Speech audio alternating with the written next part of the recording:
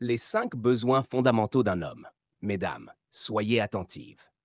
1. Le besoin d'attirance physique. Tout comme Samson, un homme a besoin de voir de la beauté. Pas une beauté de magazine ou de télévision, mais selon sa propre définition, qui varie d'un homme à l'autre. Certains aiment les cheveux naturels, d'autres n'ont aucun problème avec les tissages et extensions, et d'autres encore préfèrent les perruques. Quant à moi, ne le prenez pas mal, mais je n'aime pas les perruques. Cela n'a rien à voir avec elles en soi, c'est juste ma préférence. Certains hommes adorent les perruques de différentes couleurs et styles. Moi, je n'aime pas les perruques, donc ma femme n'en portera jamais.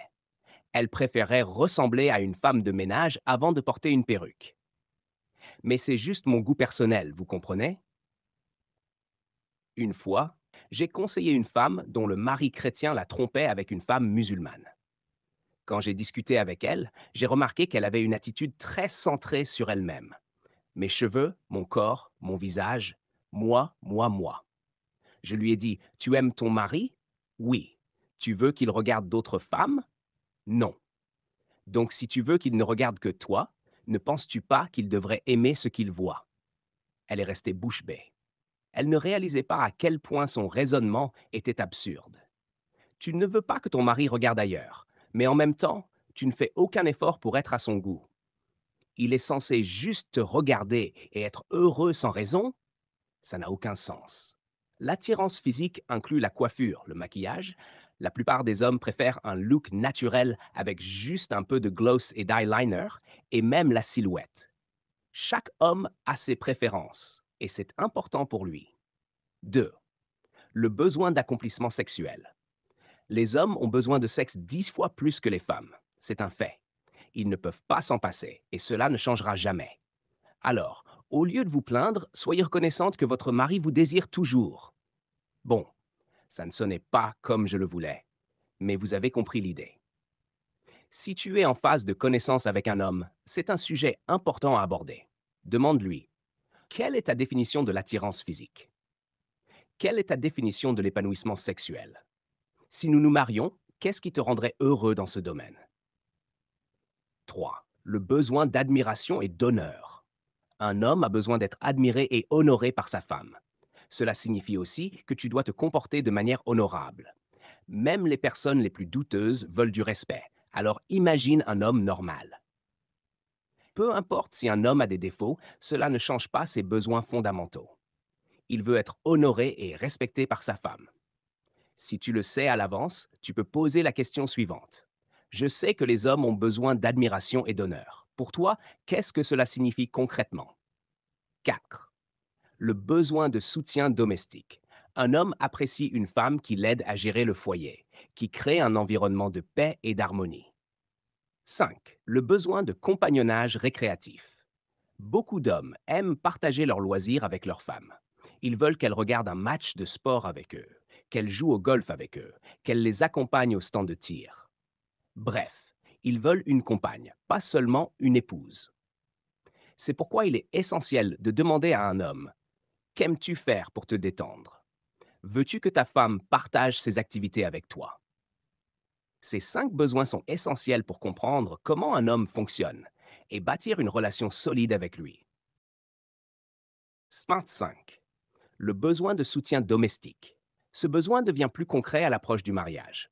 Certains hommes, une fois mariés, s'attendent à ce que leur femme cuisine, fasse le ménage et s'occupe des tâches domestiques. Mais si les deux travaillent, ce n'est pas juste qu'elle porte toute la charge. Il faut partager les responsabilités. Souviens-toi toujours de ceci. C'est la responsabilité de l'homme de tout faire. Cuisiner, subvenir aux besoins, nettoyer, élever les enfants, leur donner leur bain. C'est à lui d'assumer l'ensemble de ces tâches. C'est précisément pour cette raison qu'il a besoin d'une aide. Dieu a d'abord donné à Adam toutes ses responsabilités. Puis il lui a amené une femme, car il n'est pas bon que l'homme soit seul. Il avait besoin d'une aide. Le fil conducteur des 5 besoins. Il y a un élément clé qui relie tous ces besoins: le respect. Lorsqu'une femme prend soin de son apparence et reste attirante aux yeux de son mari, il le perçoit comme du respect. Lorsqu'elle répond à son besoin d'épanouissement sexuel, il y voit du respect.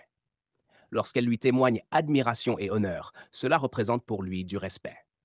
Ainsi, Pour un homme, ces 5 besoins sont synonymes d'amour. Mais en réalité, ce qu'il attend, c'est du respect. Garde cela en mémoire. Les 5 besoins fondamentaux d'une femme. 1. Le besoin d'honnêteté et de transparence. Une femme a besoin de clarté et de vérité en permanence. Elle voudra savoir: où vas-tu? Avec qui? Combien de personnes seront là? À quelle heure ça commence? Quand est-ce que ça finit? Quand rentres-tu? Vas-tu t'arrêter quelque part en route? Ne discute pas, ne te braque pas, réponds simplement aux questions. C'est naturel pour elle. Mesdames, permettez-moi de vous dire ceci.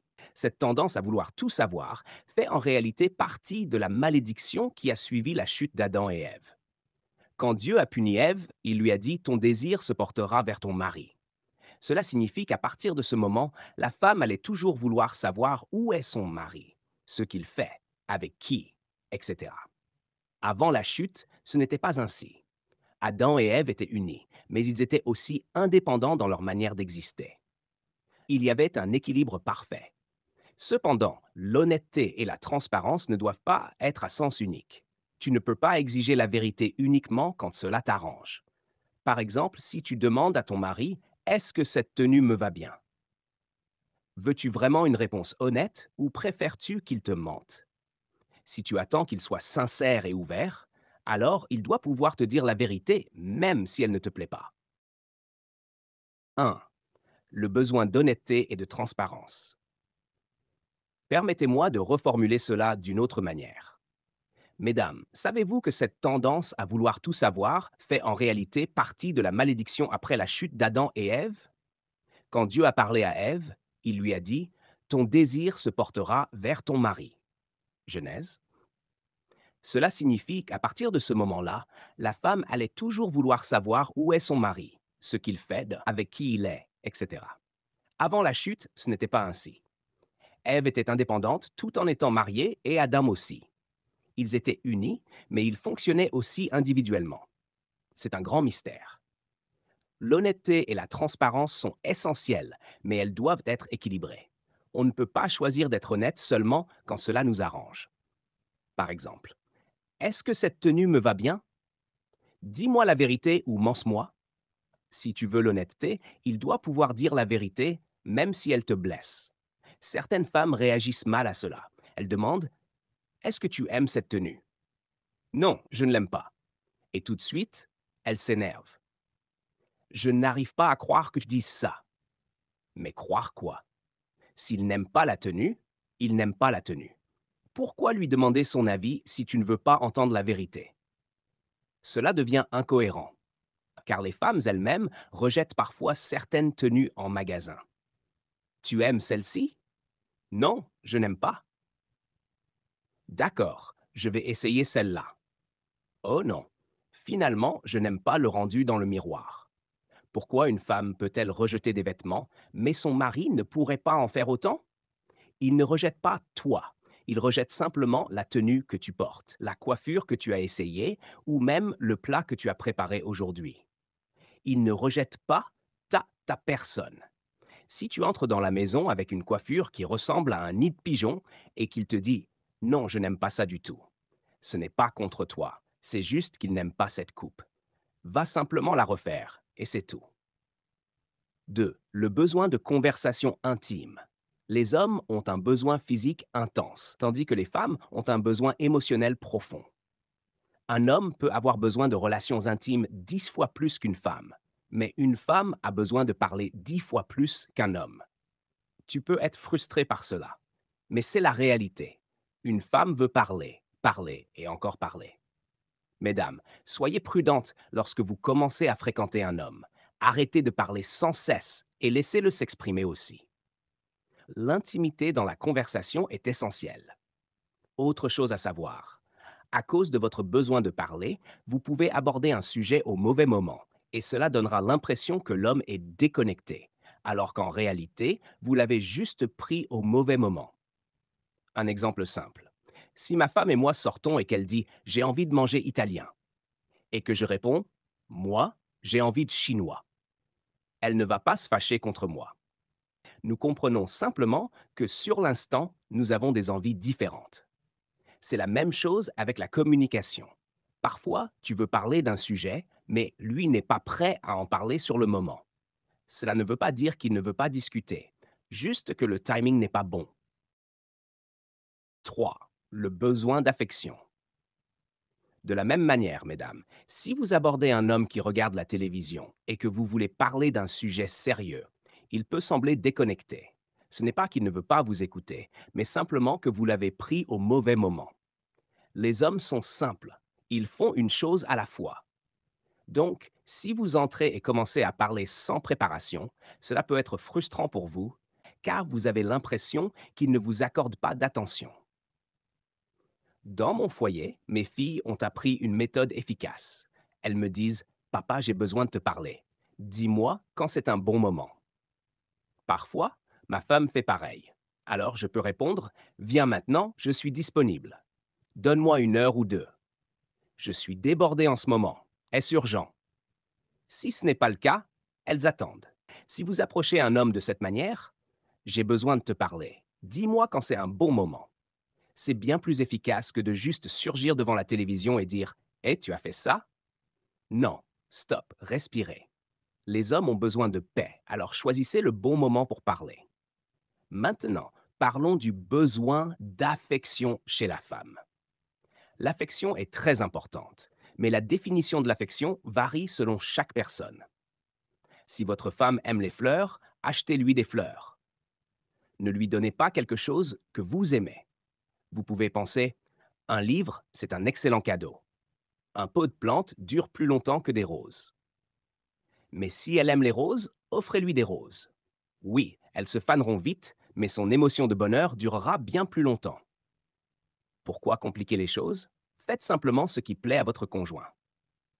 4. Le secret d'un mariage heureux. En réalité, le mariage est très simple si vous mourrez à vous-même et devenez un serviteur de l'autre. Un esclave a une seule préoccupation: plaire à son maître. Si chaque conjoint fonctionnait ainsi, le mariage serait fluide.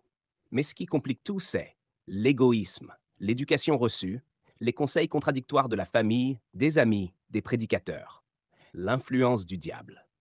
Tout cela embrouille les esprits et rend quelque chose de fondamentalement simple en un vrai défi.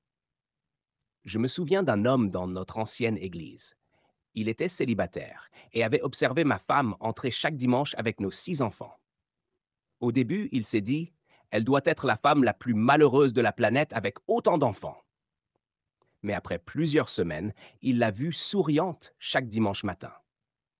Il a d'abord pensé: Elle fait semblant. Puis, en continuant à l'observer, il a réalisé: Non, les femmes ne savent pas feindre à ce point.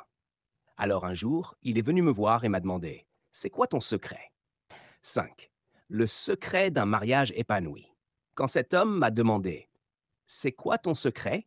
Je lui ai répondu: Je ne fais pas attention à ce que disent les gens, y compris les prédicateurs. Nous faisons ce qui fonctionne pour nous et nous faisons en sorte que ça marche. Il était choqué. Mais c'est la vérité. Beaucoup de personnes donnent des conseils sur le mariage alors que leur propre relation est en désordre. Ils ne font que créer des fardeaux pour les célibataires et les couples au lieu de les aider à construire une relation saine. 6. L'affection, un terrain glissant. L'affection est importante, mais elle peut devenir dangereuse dans le processus de fréquentation et de fiançailles. Il faut être vigilant, car elle peut mener à des choses que vous ne voulez pas avant le mariage. Par exemple, se tenir la main, c'est relativement sûr. Se caresser les cheveux, non frère, ne touche pas mes cheveux.